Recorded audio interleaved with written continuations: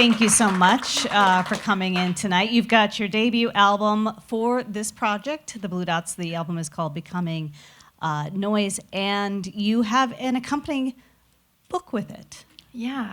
Tell me about that, because it goes together, yet the book project took a little longer, and you were saying that the album itself came together quite quickly. So did you have that in mind, putting them together? Well, like a lot of things I do, I just kind of look for the signs of intersection, and like, you know, when something is kind of pregnant and full of, you know, potential. Mm-hmm. And so I'd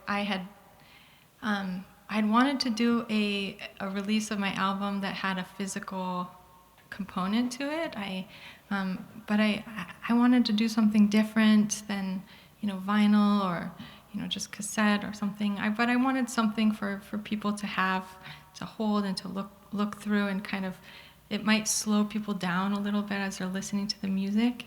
And so I decided to bring out the kind of the story that is embedded inside of the album a little more, and create this kind of story that goes through the arc of the album. And then I found these images that I had made separately, and they were just kind of there, and they just fit really perfectly. So I put it together, and yeah, so the album is a book. Mm-hmm. Does the poetry in the book have the same sort of arc as the music? Because the music is only by download. Yeah. Is it the same sort of arc? Is it meant to be consumed front to back? Same with the music? Is that the kind of layers of a story? It is, yeah. Awesome. It can be without the book, but if you have the book, you can listen to it while you're reading the book if you feel like it. And it's a limited edition. I think I saw 100 copies available, and you have some tonight? I do, okay. yeah. And you have, I mean, would you call the event on June 20th like a release event? It's at Turn, Turn, Turn on Northeast Killingsworth, by the way. Is that sort of a release event, or are you doing a sort of a series of release events? It's unofficially the release event. I feel like it's the release in my heart. Yeah. And how does this project, the Blue Knots, because you have created music under other umbrella names, if you will, how does this project differ from those, would you say?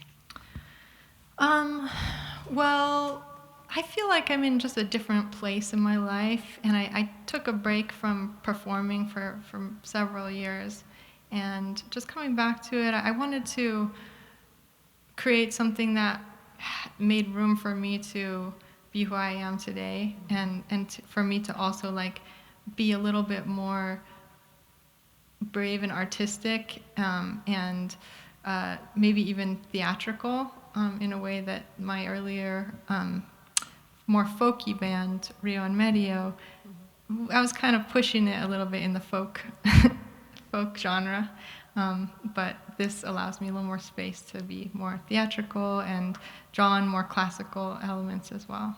Does it feel more authentic, or is it more authentic to who you are right now?